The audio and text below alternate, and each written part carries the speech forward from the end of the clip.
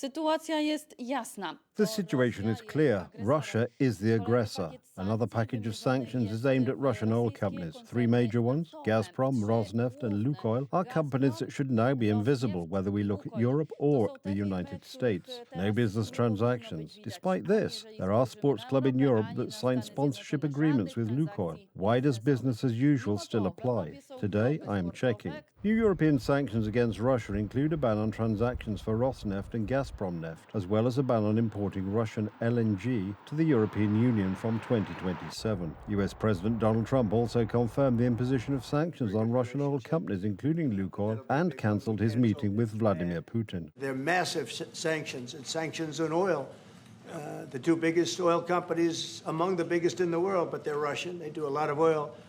And hopefully it'll push, hopefully he'll become reasonable, and hopefully Zelensky will be reasonable. At the same time, Donald Trump denied reports in the Wall Street Journal that the US had allowed Ukraine to attack targets inside Russia, far from the front line.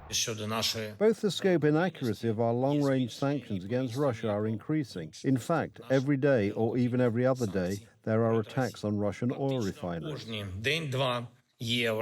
While the world is fighting Russian oil giants, Ukraine is responding to aggression with its weapons. However, there is no doubt about who is the aggressor in this war. Sanctions against Russia, Russian companies, and visa refusals for Russians have been a reality known to the whole world for over 3 years.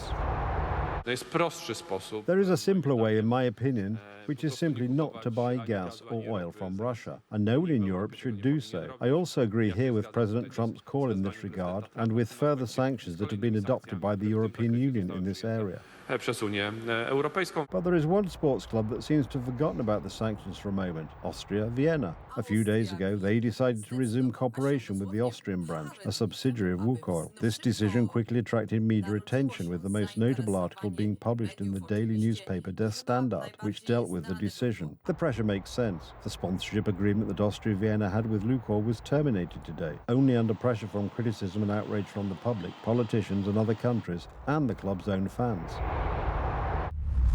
In view of recent international events, we have agreed with Lukoil International to terminate our cooperation with immediate effect. Austria Vienna announced on its website the company has not yet been subject to EU sanctions. This is despite the fact that it is the largest private company in Russia and the third largest overall after Gazprom and Rosneft.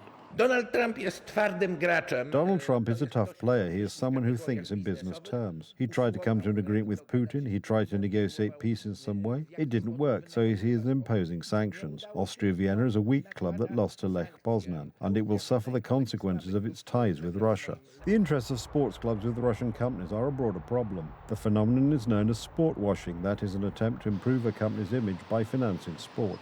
Lukoil International is an Austrian subsidiary of Lukoil. It has already sponsored special Bundesliga teams, playing among others in children's competitions and AMP football competitions for disabled players. The Kremlin-controlled giants have repeatedly sought to build their image and, going further, to build the Kremlin's influence in various countries through sponsorship, including of sports clubs and the federations, because at one time Gazprom was also one of the sponsors of UEFA. So it is no surprise that this blood money from Russia is used to support various sports initiatives in order to build these bridgeheads, despite the very negative image of the Russian Federation and the crimes being committed in Ukraine. The exploitation of children and disabled athletes continues to help Russia organize major events, such as the Olympic Games in Sochi, World Championships in various disciplines, and even Formula One racing. Some people simply don't mind rubles stained with blood. Former Austrian Chancellor Wolfgang Schüssel is sent to become a new member of Lukoil's board of directors. In other words, business, even with companies linked to a war criminal.